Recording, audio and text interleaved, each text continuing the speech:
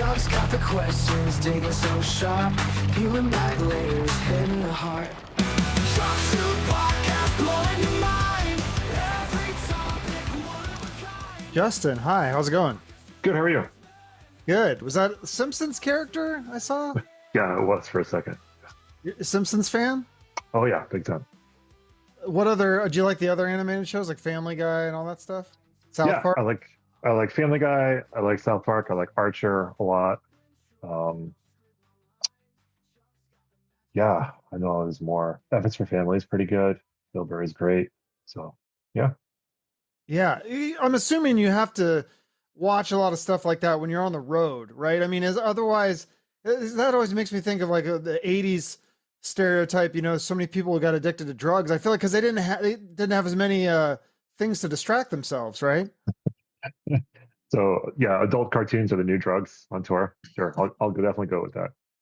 Right. Well, I mean, there's so like with technology, internet. I mean, there's so many things to stream, and there's a lot more. Yeah. I mean, you could do a lot of work. You can record and make music on the bus. Like I had the bassist from Rat, and he was telling me back in the '80s he would take all these giant like mixers and stuff up to his hotel, and he was mixing music. And he said the crew hated him because they had to carry all this stuff around. But now you could do it with like a laptop, right?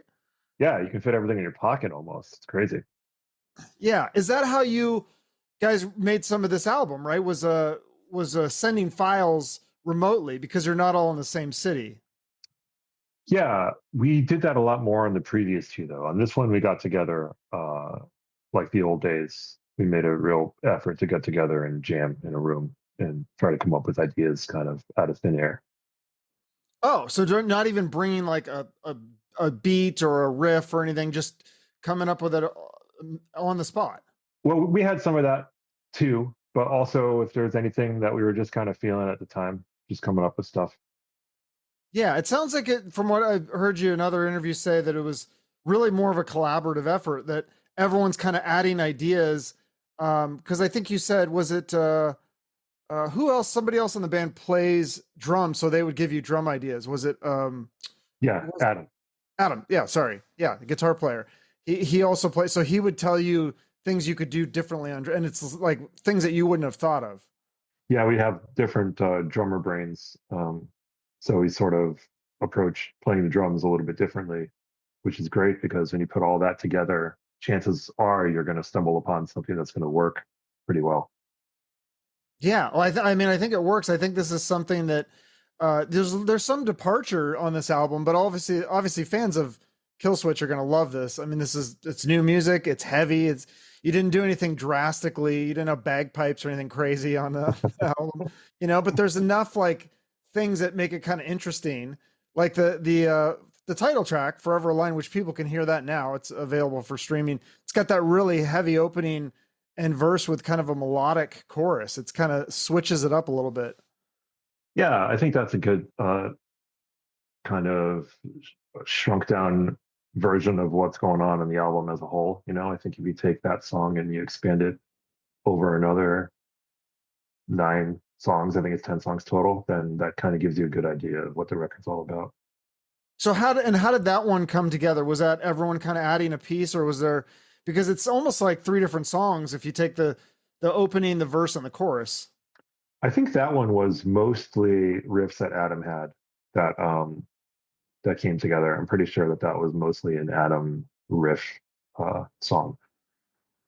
But yeah,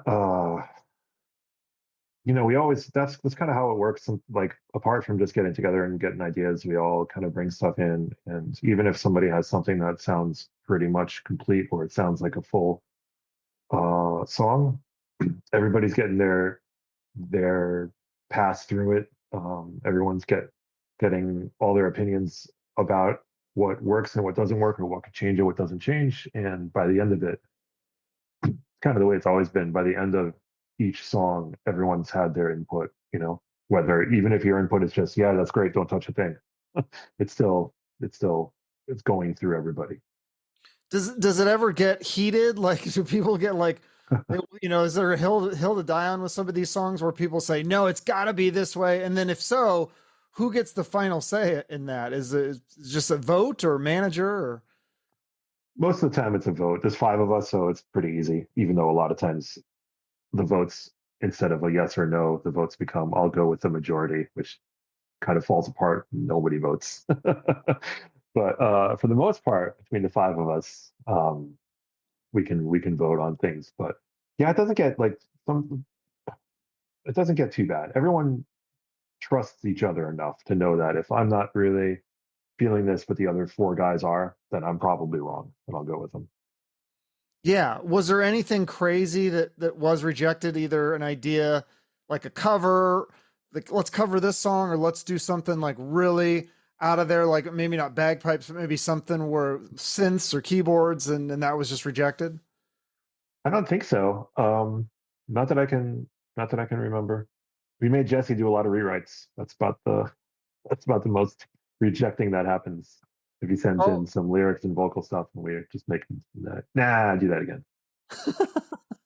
but you don't tell him what to change. Just do something different. He works kind of one-on-one with Adam a lot. Once things get into the point where they're really close, then kind of he and Adam um, kind of get like nail down exactly what needs to go vocally. But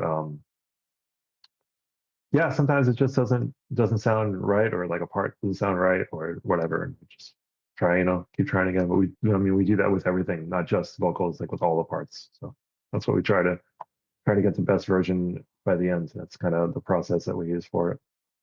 Yeah, it's fascinating with Jesse. I didn't realize this, but he was talking about how, like, during the pandemic, he had to just basically like take a break because there was so much crap going on. He's like, he went and like just retreated into the woods, and he said like he kind of found himself spiritually, but then kind of lost himself as an artist. So then he kind of had to re-find himself in that way, and that's kind of interesting how that kind of almost maybe recharged him in a way. Yeah, I mean, I do remember this one moment on during the writing process where he was kind of struggling to really get traction on what he wanted to do vocally, and the demos weren't some of his best stuff. And then he sent in a vocal demo for the song that ended up being Broken Glass, and it was like super angry and just like lots of fire in it. And all of us heard it and we're like, that's exactly it. That's what we need. Go with that feeling. And then that sort of was like a turning process and got the record really moving in the right direction. That song is so crazy. I love the riff. I think the drumming on that is insane. Like it almost sounds fake. It's like a machine gun effect. I mean, did you speed it up or so? Is that just really you can drum that fast? Because it's insane. Yeah, occasionally I can. If I get it, if I'm on a good day, I can get it right. Yeah, that's Yeah. one. That's actually a riff that I brought to the table, and I really like when there's like a slow part with super fast drums, or like slow drums with super fast guitars. Like I like putting those two things that don't seem to make sense together and trying to make that work. So I kind of had that riff, and I was like, I don't know if this is going to work for Killswitch. It sounds a little too sludgy and kind of like almost stonery. What if I just put blazing drums behind it? Will that make it better? And then that Yeah. kind of worked, and the other guys were like, "Oh yeah, cool." So I'm like, "All right, let's go with that." That is so crazy. How does that work at your shows when you do songs like that live? Like, do people? I've never been to a Killswitch show. Like, it's interesting because like when I was like a kid, I'd go to like Pantera and stuff, and you get in the mosh pit, and it gets pretty crazy. But now a lot of us, Killswitch, you guys have been around a little while. Like, I mean, fans are getting a little older. Are they still going out heavy in the mosh pit and stuff? The younger ones are. Maybe not the guys my age, but yeah, the younger ones are. Always try to get the mosh crowd. You have to try and keep getting younger and younger with the audience, so you stay relevant, so to speak. So as long as there's still some pitting going on, I think we're going to be in decent shape. That's good. Yeah, I used to work in the schools, and I would see kids wearing a lot of the band T-shirts from like all eras, like 70s, 80s, 90s, 2000s, like. But a lot of it was older bands. There wasn't a lot of newer artists that they would wear the shirts of, which was kind of interesting to me. Like I think a lot of the kids that listen to the newer music, it's more like it's not rock. Like if you want rock, you got to go back a ways. It seems. Well, we're one of the older bands now, and we're still going. Yeah, well, that's what I mean. Like you guys have that reputation. Maybe it just takes time to really build up the name because there are a lot of really good newer bands, but I feel like people just don't know about them yet. Like they have like small cult followings. It's tough. There's so much out there. It's tough. It must be so hard to reach people with all the competition because everybody has all the music in the entire world in their pocket at all times, basically, which is nuts to think about. It's great because you can reach everybody, but it's crazy to think about um, how are you going to get somebody's time to listen to your thing versus the 10 billion other things they could potentially be listening to. Right. And then do you think that when you're making a new album, I mean, you're not going, okay, we're going to sell, 5, 10 million copies and make millions of dollars. Like, is it more you're using that as kind of a tool to market the band and just, or is it just for your own artistic sanity so that you're able to, because just playing the same songs over and over, I would assume that would get boring. Yeah, you definitely get the creative itch. After a certain amount of time, it's like, okay, we need more. We need more stuff. We want to do new stuff. We still have the desire to do new stuff for to make ourselves happy. Yeah. And how many of the new songs will you be playing live? I'm not exactly sure yet, but I think when the last record came out, we probably played 4 or 5 in the set and kind of had rotated some other ones out. So in all, we probably played a little over half of it. Uh, not every night, but in general. So it's kind of scattered and do some different songs here and there. So we probably did most of it, a pretty good chunk of it, at some point during the last record cycle. And I imagine we'll do the same thing here. I think um, by the time we get on tour, there will be at least, well, the record will come out before we go on tour, but by the time, the kind of like songs here and there's already one song out, another song will be out pretty soon, and then another song kind of right when the record comes out. So probably at least those three, I would assume we would have in the set list right away because it'd be something new, but also familiar. That's kind of like getting that balance right because, when you're at a show and somebody says, want to hear something new? And people go, yay, but they don't really want to hear something new. They're like, yeah, sure. And then they turn around and get a drink or something. So you got to get that balance right where it's new stuff and also kind of familiar. Yeah, I mean, it's like the hardcore fans, like they want the new stuff. They're almost like sick of the other songs because they feel like they're overplayed. But yeah, there's some people that like, especially if you're playing like a festival or you're like a mid slot band or something, then they might only know a handful of your songs. Yeah, I mean, the crowd doesn't lie. When you're in front of all the people and you're playing the songs and you can see everybody that knows that song yelling it back at you, like that's the song you should be playing. So kind of how Yeah, we go. but sometimes you also can win them over, right? Where it's like a brand new song, and then you start seeing people rocking out to it, and maybe Totally. yeah. Totally, and you can play it enough where it can play its way into the regular kind of set rotation for sure. You gotta support it.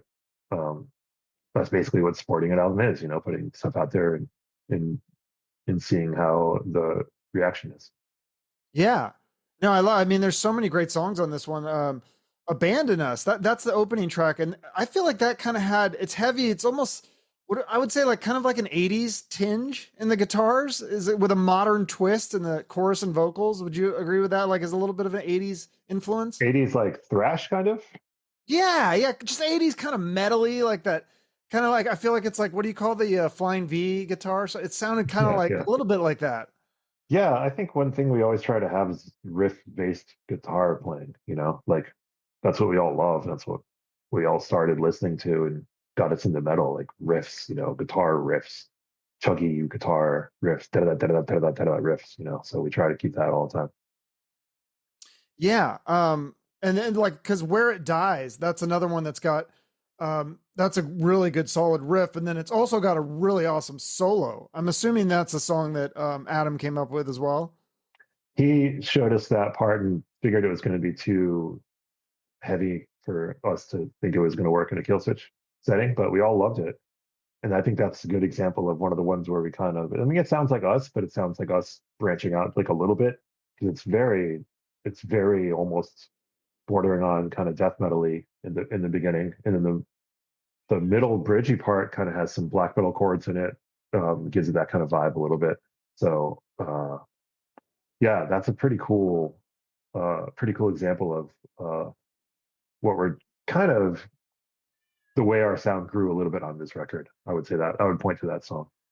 Yeah, and the Fall of Us that's another one that's got a little bit of a death metal vibe to it, Maybe I right? mixed them with song titles up, but maybe Yeah, that's the one I was thinking of. I don't know. yeah. Okay, yeah, maybe I'm mixing it up too because I think I had that in my notes. I mean, there's just so many songs, the heavy riffs and the speed and the drum. I mean, it's so crazy to listen to this stuff, and it seems like some of these, like, yeah, I think like you said, like some of it borders on death metal. Like it's actually you guys got heavier. Where I feel like a lot of the bands they get, the newer stuff is they start to kind of mellow out, and you guys went the opposite. You said we're going to go heavier. I don't know what it is, but yeah, we're playing more blast beats than we ever used to, and I don't know why you'd think, getting older, you'd play less blast beats, but we just keep throwing in more and more blast beats. I don't know what it is about us, but it's just fun. Yeah, that is cool. And then the song, I think that's kind of interesting to me. I don't know if you can even speak of it because I don't know if you wrote you don't write any of the lyrics. Is that all Jesse? Yeah, it's Jesse. Yeah, it's all Jesse stuff, and he kind of fine tunes it with Adam, but it's all coming from Jesse. Okay, yeah, because the song "Collusion," I thought, oh, this song is really interesting lyrically. There's like a lyric about wars and greed, and there's a cool bridge, and then there's like a dark turn in that with the riff and stuff. I was like, wow, this is a really interesting song. I'd be curious to hear what that one's about, if you even know. Yeah, not specifically. I haven't really picked his brain too much about it, other than I just thought his vocal part came out great, and I thought the chorus hook that he wrote is a really, really good one in that song. Yeah. Are people with the songs that the fans do know, like for the ones that aren't moshing, are people like singing along at your shows and stuff, or are they mostly just rocking out? It'd be so weird to be at a metal show and not be doing something, right? I don't know. I do pretty good when I go to shows, just standing there and watching it. But yeah, Really? I know what you mean. Yeah, there's a lot of singing, a lot of moving around and singing. All of it. We just mainly at our show, we just want everyone to leave happy. If everyone leaves with a smile on their face, then we feel like we did our job. Do you have an opinion on people using their phones? Because I know some artists get really, in fact, some artists actually even have banned phones at the shows, or does that even bother you? No, not really. It's whatever that they want to do is fine. I personally rather just watch it because I mean, I've taken quick videos here and there, and then when am I ever going to watch them? They all come out like shit. You're not going to watch them ever. Like I never look back like, oh, cool. Look at this 30-second video I have of this song that the sound sounds like crap. The lights are going crazy. You can't even see what you're looking at. So it just doesn't really turn out to be anything. And so many bands have so many professionally shot or at least like festival shot live footage online that you can watch that sounds a million times better. And I get that it's your own, that you were there and it was your own thing, but I just still kind of don't pay a whole lot of attention to my phone when I'm at shows. But if people want to do that, that doesn't really bother me. It doesn't bother me seeing them out there or anything. I'm not mad to see a bunch of phones in here. Yeah, because it helps market the band too. If all these people are sharing it on social media, or maybe Yeah, maybe sure. it hurts if it doesn't sound good. But I mean, you still Yeah, get the name right. out there, right? Yeah, yeah. If we blow apart pretty bad, then it's out there, and that's fine. But whatever. All press is good press, right? Yeah. You Well, guys have a live CD, or do you have a live video recently, or what's the most recent live? yeah, we did. Yeah, we did like a concert during the lockdown, basically. So we Mm. went and did that whole thing, and we played the whole last record, and then we also did the whole very first record, like the first album, and did those two things, and then released that. So that's out there. And then we've done a couple other ones over the years, but that's the most recent one. Yeah, and you've done so many amazing tours. I mean, I feel like you've almost between the tours and the festivals, you've probably played with almost every band that you've wanted to. I would assume. Is there anyone you haven't played with? Oh, I'm sure there is, but we've one of the cool things about the Europe festivals is that some of them are like a huge range of artists. Like they're not just metal festivals, you know? Like we played a festival with Prince and like all over the place. So like we've crossed paths with so much music from so many different styles that I can't even say for certain if we haven't played with somebody right now. You know, it's hard. Right. I It's mean, hard. but you may not have like if you're just doing the festival. I'm told that a lot of times you don't see those artists, especially if it's a different day or something. Like a lot of them can kind of hide out, whereas on a tour, it's harder to do that, right? Yeah, on a tour, it's real easy. You can watch, but you can watch everybody play every night if you want to. Festival, it's kind of hard because there's different stages and sometimes times overlap. Sometimes it's nearly impossible to get from your stage to another stage, depending on how big the festival grounds are. Some of them are just enormous. So Yeah. yeah, you miss out sometimes. Sometimes you miss somebody you really want to see by a day, that kind of thing. And also a lot of times somebody comes through your town when you're on tour that you really want to see too. But there's so many there's so many more positives than negatives. I've been able to see a lot of bands that I feel like I wouldn't ordinarily have gotten a chance to see over the years. Yeah, Prince, seeing Prince, that you actually got to watch him. That must have been cool. I don't remember what festival it was, and it was a long, long time ago. And it was somewhere maybe in the Netherlands or something. But yeah, just all kinds of things you'd never think would that this band's orbit would kind of cross paths with. But yeah, Yeah, yeah. because didn't you guys also play Dubai Desert Rock with Muse and Korn? Like that's kind of a cool lineup. What is Dubai like? I've heard mixed things because it seems like it's so brand new and clean, and then I've heard other people say it's not nice. So I was curious Yeah. about that one. We were there in that was in like 7 2008, or I think. eight. It was eight, yeah, Yeah. 2008. Um, Kind of like a real quick sort of in and out thing. You know, we get in the day before, maybe play, leave next day, kind of thing. So not a lot of not seeing much more than the hotel that you're in the festival ground. So I didn't get too much of a sense of it, but what I do remember was all the really gigantic buildings that just sort of seemed like they were just growing out of the desert. It was definitely new, you know. There's not a whole lot of history. It's very different than Europe when you look at buildings that are hundreds of years old, and then going there and like not even sure if they're 100 days old. But yeah, that was a long time ago. But it was. I remember it was fun. I remember the festival was fun. It seemed like it was mostly vacationing Europeans at that festival, if I remember right. Oh, interesting. That Yeah. would I'd have to go. I got to go there one of these days. I'm also just curious because you guys early in your career you played Ozfest. That was like 2005 with like Ozzy and Iron Maiden and Rob Zombie, and that sounds amazing. But then it's interesting because in like 2007 you guys do the Vans Warped Tour. Tell me about the differences because that's got to be like night and day going from a complete metal fest to like I thought Vans was more like pop punk stuff. The similarity is that they're both in parking lots. So in that sense, it felt very similar. Parking lots and porta potties and all that stuff. So that's kind of in summer and heat. So all of that was similar. But yeah, the bands were definitely different.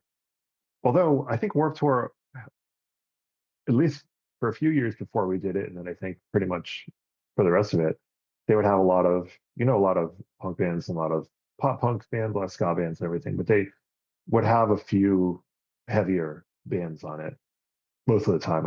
I know Hatebreed did it. Hmm. Um, Every Time I Die has done it. So yeah, they did kind of a mix of stuff, but it was that was a long one. That was a very, very long tour. And it also happens during the day. So it's done by evening. So you're once the sun goes down, it's over every day. So it's much different in that sense too. And that would I would assume be a lot of people that are just general music fans and not as many Killswitch diehard fans that would show up, right? It was definitely one of those tours that we did to reach more people, which we're never afraid to do those tours to go out and try to reach a bigger audience. Right around a couple of years before that, we did Taste of Chaos tour that had to use My Chemical Romance on it, and that was a very, very different audience too. But yeah, we'll always try to do that. Yeah, My Chemical Romance. That they've put out some really good music too. It is different, but I think that'd be a good show. I would have seen that. I don't know how I missed that. That would have been amazing. That was 05. I'm pretty sure. Yeah, I'm pretty sure it was 2005. So Yeah, and then 13 years ago. you toured another one of the first tours you did was with the Jägermeister tour, which oh god, I hate Jägermeister, but that's so cool. You toured with Slayer, and that was when I think that was when Dave Lombardo was in the group. Did you ever talk to him about drumming? Was he an influence? Because I think he's also a very fast drummer like yourself. He was absolutely an influence. In high school, I pretty much came home from school every single day and played a Slayer record before I did anything else for the most part. So yeah, he was a huge influence. That was a cool tour. We were a little nervous about going on in front of the Slayer crowd because we'd heard a lot of horror stories about bands opening for them, but it worked out fine for us. We did really well. The response was great. They were doing the whole Rain and Blood thing on that tour. I'm pretty sure they were doing the Rain and Blood thing on that tour. So yeah, it was a cool thing for sure. That is cool. Yeah, I heard you say too when you toured with Anthrax, like Charlie was like watching you side stage. Like that's got to be surreal. That was another one. That was another big one because Anthrax was a giant influence. And then to have done that, Charlie's awesome. We've done a few tours since with Anthrax and like a couple like I guess co-headliners with them, and Joey's come out and done Holy Diver with us a bunch of times at the end. So it's just super fun. Those guys are awesome. That is very cool. Yeah, because I've heard Charlie too is like people just think, oh, he's just a drummer, but he's like yourself too. Like you guys both write music and you play other instruments. I think I heard you say you started on the viola or something like so you can do all these things. Yeah. And he's a huge Simpsons fan too. So we get to talk about Simpsons when we bump into each other. What is your favorite Simpsons episode? Because for me, it's got to be the one where Lisa becomes a vegetarian. There's so many Yes. classic lines in Yes. that episode. That's also mine. Really? Absolutely. Yep, absolutely. Yeah. That is when the That one's pig goes amazing. flying over Mr. Burns, like, I think I'll donate $1 million to the charity fund. And the pig goes flying and they're like, will you be donating that $1 million? He's like, no, I'd still rather not. Yeah. I mean, there's so many classic lines like that. Yeah, it was pretty much untouchable in that era for sure. And it's 90% of my sense of humor is from that show, that era of that show. I just You, constantly having quotes go through my brain from that nonstop. that is awesome. Have you ever had any connection? Like, have you ever been able to meet any of the actors or writers from that show? No, nope, no such luck there. That's okay though. Do you think it's better sometimes to just keep it separate? I suppose it could be, although I wouldn't be mad to be in a room with the guy that voiced Homer, Dan Castellaneta, and be in the same room as Dan Castellaneta. Oh no, that's not true. One time I was in an elevator, and I swear I'm 95% sure that Hank Azaria walked in the elevator and then walked out to another floor. 95% sure it was him, but I didn't say. I just stood there like.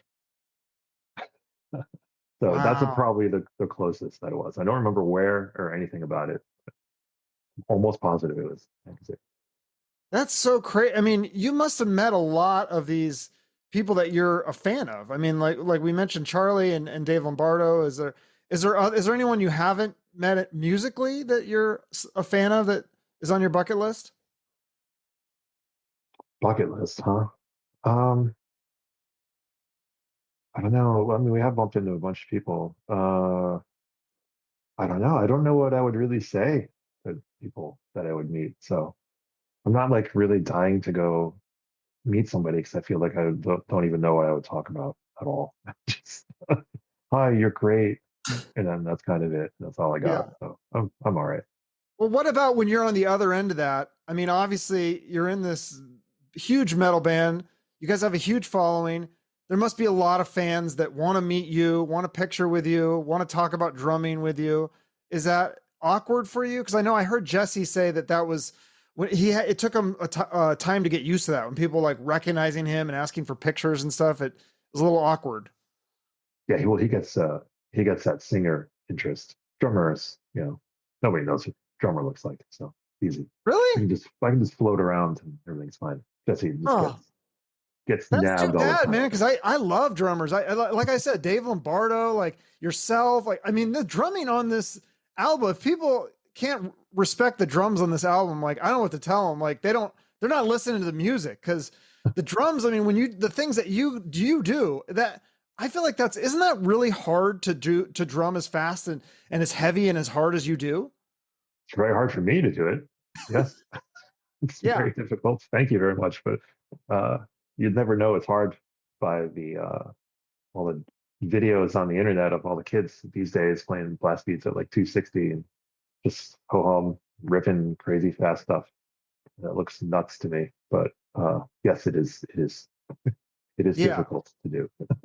Like, well, and I guess there's two different difficulties of drumming because I had Portnoy on the show and like, Mike Portnoy, like, he's in that like Dream Theater and that kind of, what do you call that? Like progressive rock where they're doing all these different kinds of things. And I really respect what he does too, but I feel like that's different than, I just love the speed. I think that is like, to me, it's almost more impressive when you can go that fast and you have other fills and stuff and just, I don't know. I love like you said, where you put the fast drums with the slow guitars and vice versa. I think that makes the music much more fun and interesting.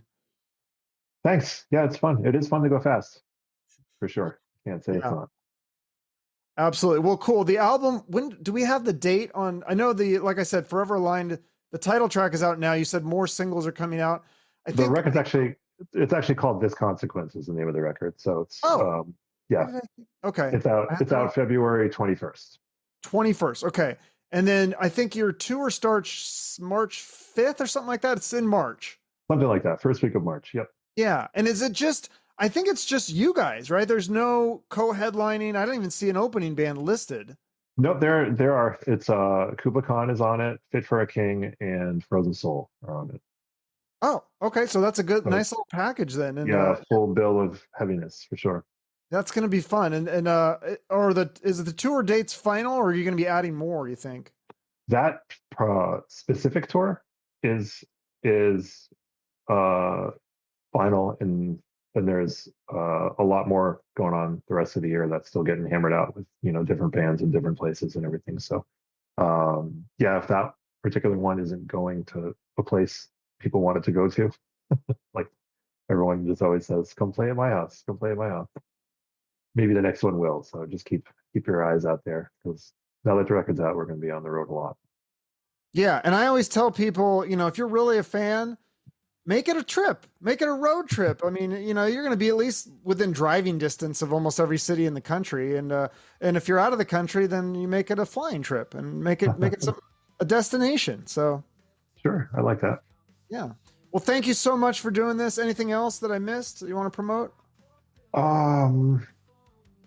I think that's good. Yeah. Okay. All right. I think we got all the good bullet points, right? All the great stuff. Yeah. And like I said, people need to check it out. Come see you. I need to see. I've never seen you guys live. I bet you it's really crazy to see that drumming live. Maybe. I don't know. I just sit and flail. Yeah, I love it. Well, thank you so much for doing this, and thanks for putting out great music and doing what you do. Thank you so much for having me. Take care. All right. Bye, Justin. Bye. Every topic, one of a kind. From the rockers to the wise men.